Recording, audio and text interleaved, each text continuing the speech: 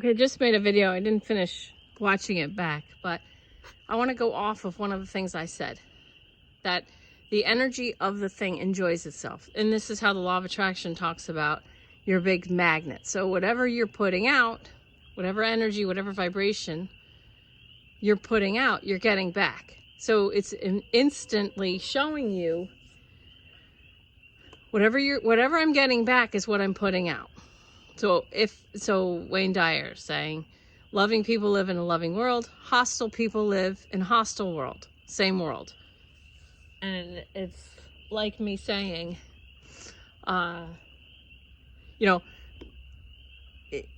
we're seeing where people with higher vibrations are we're going to have our own reality, and people with lower vibrations are going to have their own reality, but we're all going to be sharing the same post office and the same grocery stores. Okay. Now, I want to speak to this because I know there's so many people that are so close to really, truly getting it. I want to talk about Gandhi for a second. So, if you know what Gandhi went through, love the sinner, hate the sin, and be the change you wish to see in the world. Roughly. So, he practiced non-aggression. They were hit and beaten and dragged out of the square, and they did not fight back. Okay, and I had my situation over the summer where it's like something was trying to tell me that I need to fight, and I don't want to fight. And what came was that I said, well, Jesus didn't fight, and they said, well, Jesus didn't run from fights. He turned the other cheek, but he didn't run away from the fight. He allowed the fight, but he turned the other cheek. Okay, that's just catching you up. I understand when people, and one last thing, so Dan Millman's book, The Way of the Peaceful Warrior acts, the fool reacts. Okay, so the ego comes from fear, and soul comes from love. So as a human being, you choose love or you choose fear. And hate is fear. Aggression is fear. All these things. So you choose love or you choose fear. So love, soul, empowerment line up. Okay? Hate, fear, ego line up. Okay? So the dualistic nature of the world, I feel, is meant for ease. So soul, love, empowerment, ego, fear, victimhood. That's what I want to say. Soul, love, empowerment, ego, fear, victimhood. Okay, so there's the basic physical world duality right there in a nutshell. I'm going to say it one more time because I feel like I need to anchor it in just for a second. Soul, love, empowerment, ego, fear, victimhood. All right, so there's your choice. All the time, all the time, all the time. And I can feel all these renegade yogis that understand. You understand what I'm saying. and then imagine that you're Gandhi. Okay? Imagine being Gandhi. And you get hit by someone from the government. You get hit by someone from that government at that time. And you practice non-aggression. So, like Jesus on the cross, forgive them, Lord, they know not what they do. Imagine being Gandhi, getting hit, and then in your head you say, I forgive you, and I'm grateful for the experience to practice non-attachment. I forgive you, and I'm grateful for the experience to practice bless, forgive, respect, free will, choice for you to hit me. And I love you from here to the extent that I need to as a human being so that I don't cause myself pain. All right, so I hope this makes sense. So Jesus on the cross, while they're killing him, forgive them, Lord, they know not what they do. So while it was happening, and this was very, very, as a 16-year-old, cynical class clown in high school, I probably should have learned prior to that, but Sunday school was stupid. They just made us color on paper plates. Anyway, color stupid crap on paper plates. Actually, this is a tangent. I know I'm doing it, but we had a partner up when I was a little kid, and they made us play this. They made us do this. It's like a team building exercise, but keep in mind it was the 70s, and you had to team up with a partner, and you had to stand in front of your partner. So Jenny Kraft stood in front of me, and and she did it exactly as they told. They said, tell your partner, close your eyes, and you're going to tell your partner, I trust you. And then you're going to fall back and trust that your partner will catch you. Okay.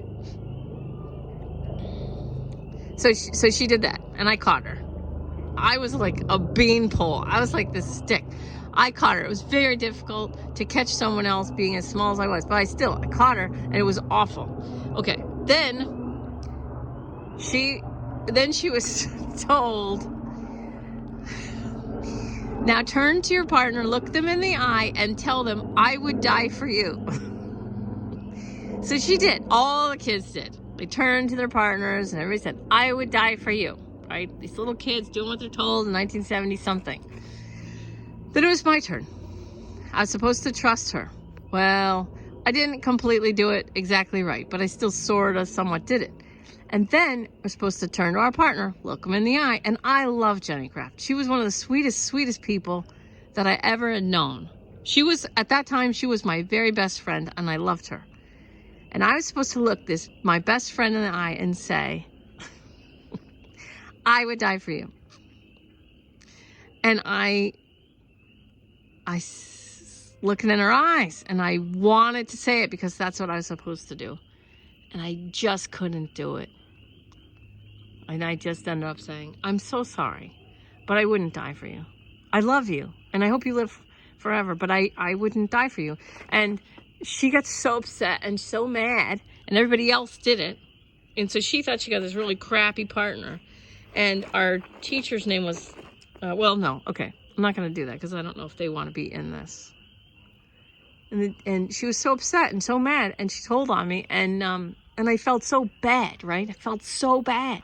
And the teacher said, well, Carla's the only one that really got the gravity of this whole thing. It's like that's what they taught us. Like Jesus would die, Jesus died for your sins and all that. So that was the whole thing. And I could not look this human in the eye, my best friend, and say, I would die for you. Because it wasn't true. I wouldn't have died for anybody. Even my own parents, I wouldn't have died for them. Possibly one of my dogs. As bad as that sounds, I had a dog that I named Little Black Reindeer. And I just might have died for that dog. But those of you who know me, that makes a lot of sense. Okay, back to the original intention here. It was like, when I was 16 and I heard this, I should have learned about Jesus, like praying for people on the cross, but it wasn't meant to be that I found out when I was 7. I found out when I was 16. And I know, but I already know forgiveness is important. I already know that. But like, it just made sense. It was common sense, common knowledge that, of course, somebody does something horrible to you or bad to you. You spend a little time stewing and being mad and hating them. And depending on what they did against you, and depending on how bad it was, the worst things that are worse, you spend a longer time hating them. Real serious injustices, maybe you go to the grave hating this person and blaming them for this horrible thing they did to you and not forgiving, right? But somebody did this by accident. You get a little mad, but they say, I'm so sorry. And you're like, it's all right, right? So if it's a small injustice, you forgive them quickly. And if it's a large injustice, you can go to the grave hating them. And that's perfectly fine. That's legitimate. That's legal. And that's okay, right? So then when I find out that Jesus was forgiving people as it was happening, it completely blew my mind because that was a reality I'd never, ever even thought of.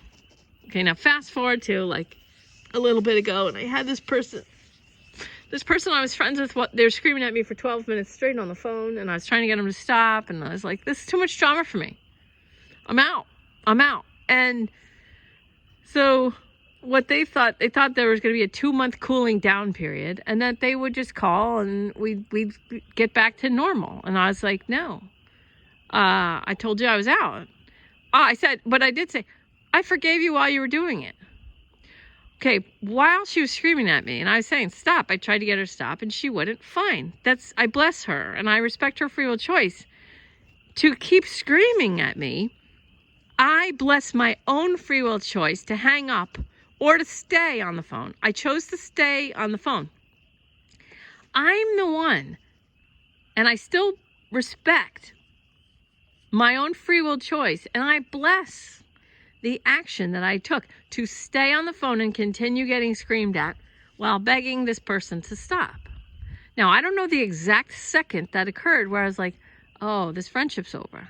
As a healer, I would, let's just say, encouraging people to raise their vibration comes with, making higher vibrational choices, which means leaving lower vibrational people and lower vibrational situations, walking away from them, blessing, forgiving, respecting free will choices, and loving, but still walking away.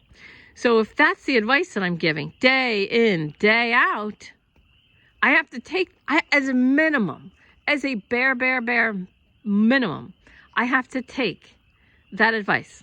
As a minimum, I have to meditate. I have to come to center. I have to move away from lower vibrational people and lower vibrational situations. As a minimum. Otherwise, I'm a complete hypocrite. And of course, everybody to some degree is a hypocrite because we all have an ego, right? Which lines up with fear, victimhood. And we all have a soul, which lines up with love and empowerment. So at some point, everybody's going to be a hypocrite, depending on where are my actions coming from? Who am I listening to? My soul or my ego? So yeah, like, you don't have to be perfect. I don't have to be perfect. If I had to be perfect in order to start what I'm doing, I would be dead before I started. I can only go from where I am. I can only do what I'm doing while I'm doing it and be honest and have integrity about where I am. And so I have to be impeccable with my word, not make assumptions, don't take anything personally, always do my best and be skeptical, but learn to listen. I practice the 5 agreements. I practice bless, forgive, respect, free will choice, and love all. I practice putting my own peaceful, powerful soul in charge, and my priority is my own peaceful, powerful, highest potential vibration. And then from there, this is what comes out.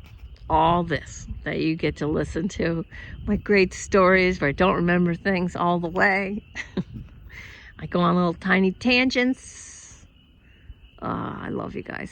Because some of you, like, I can feel you right now, just smiling at me. Okay. So back to the Gandhi in the square, getting hit. Now, the ego says, Gandhi is righteous, or I am righteous in my hatred for this person who just hit me. But then your soul comes along and it encourages you to choose love and empowerment. And in healer school, everything was about gratitude and humility. And humility doesn't mean you're small and you don't take up your space in the world. Humility means a profound sense of awe for what has been created by Prime Creator, by God. So humility, it recognizes, I'm just this tiny little thing. one piece of a huge creation. This is humility. Humility is, holy cow, Prime Creator created all this magnificence. And this little tiny me, I get to be part of this incredible magnificence. Wow, that's humility. That's humility. It's profound. It's sacred. It's awe-inspiring. It's the opposite of virtue signaling. It's the opposite of saying, change the world to make me feel safe, sane, and secure. Which is what we see by a lot of, social justice warrioring. Change the world to suit me. Change the world to suit my ego because I don't feel like I belong. Okay, well, that's one way to go. That's fine. Those are not my people anyway. So I'm not worried about triggering those people anymore because they don't belong watching these videos. They need to watch my old videos, the beginning ones. Start from there. If they want. If they want to choose empowerment, a spirit-directed life, and raise their vibration, they can. They have that choice. But I still bless them. I still forgive them in their lower vibration and their tantrums. I still forgive social justice warriors and virtue signaling and all that toxic behavior of beating the drum of all these negative things that you think you're fighting, but you're actually creating in our collective future. If you're beating the drum of racism and hatred, guess what you're creating in our collective future? If you're bitching, whining, complaining, and you're in your fear and hate and anger vibration, you're poisoning the water that we all drink, the collective. But I still bless, forgive, respect your free will choice, and love you. But if you come at me, you're gonna get me. Okay, you're gonna get me. And when you do, that's like Gandhi getting smacked in the courtyard. And instead of fighting back, in order for me to take my own advice, my ego's getting very scared right now. In order to take my own advice, in order to live my principles, live my truth, I would serve myself in my own highest best interests if humility and gratitude, if somebody's coming after me, wanting to fight me, I don't run from the fight. Okay? I say in my head, humility. I am here as a little piece of Prime Creator's entire magnificent creation, and gratitude. I am grateful for this opportunity to practice and focus and prioritize my own highest vibration while I am in contact with another human in a lower vibration, fight mind, coming to fight me. These are the people who assist me in my own growth and expansion. Okay? So whether it's Gandhi getting smacked, Jesus getting killed, sorry, Jesus, you got the really raw end of the deal, and then, or me getting screamed at by a virtue signaling social justice warrior, I relax my belly. It's all the stuff we do every single Sunday. Breathing in, big belly. Exhale, push my belly down, grounding, grounding, grounding, grounding into the moment. It's not that I'm not going to move out of the way if they throw a punch at me for being overly calm and that really triggers them, because that does happen. People get mad at me for not fighting. When they want to fight, they get mad at me for not fighting, and then they throw all kinds of crap at me. That I'm dumb, or, all this stuff, or like tinfoil hat crap and all that. You can imagine. Right? And then if my renegade yogis see me getting attacked, or, like yelled at, verbally assaulted or whatever. Hopefully if I'm getting physically assaulted, you guys will jump in. But if you see me just getting verbally assaulted, then just let your soul cheer me on. Me being my soul, my spirit. This is my opportunity to expand and grow in love. love this person while they're coming after me verbally. Okay, so I stay calm, I stay peaceful, 600 level vibration. When people come at me, or if people come at you, your ego's gonna go, oh, dude, you don't have to be peaceful right now. You can punch them in the face and that'd be perfectly fine. No, your soul's saying, come on. Hi. Do. Hi, honey pie. I think you get this. I love you guys. Want to be in it? I got a little cup. Cupper-caker. I love when they lay down. So anyway, allow your life to allow you the opportunity to expand and grow and raise your vibration. And everyone with a low vibration that tries to lower your vibration, because misery loves company. Okay. Enjoy your life. Enjoy your expansion. So we had Jesus. We had Dr. Martin Luther King Jr. We had Gandhi. We had Buddha. You know, we've had all these incredible teachers. And Wayne Dyer, you know, all of these people. Neem Karoli Baba, all these great teachers. You don't have to put Jesus on a pedestal. You can practice. You can be the change you want to see in the world. You can be the highest potential vibrational human that you want to be. If you desire it, move into it. And when someone is mean to you and you want to be a 1,000 level renegade yogi raising the vibration of 2 million at 200, when someone's mean to you, remember humility and gratitude. This person is giving me the opportunity to expand in love. Oh, before I forget, let me just forgive. I forgive this person. I am in awe of the completely magnificent design of the world by Prime Creator. I'm in the center of the highest and holiest source creator energy. I am in the light. God, I'm your hands in the world. All these things. It's all an opportunity for growth. It's happening for me, not to me. Renegade. I refuse to live like everyone else that I see. I refuse to react as a fool. I refuse to react in fear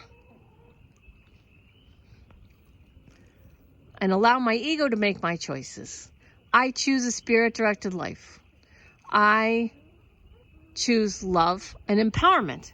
And this person who's messing with me is providing me that opportunity that I'm grateful for to raise my vibration. All right? I love you. All right, so that's all I want to say. Have a great day. Peace out.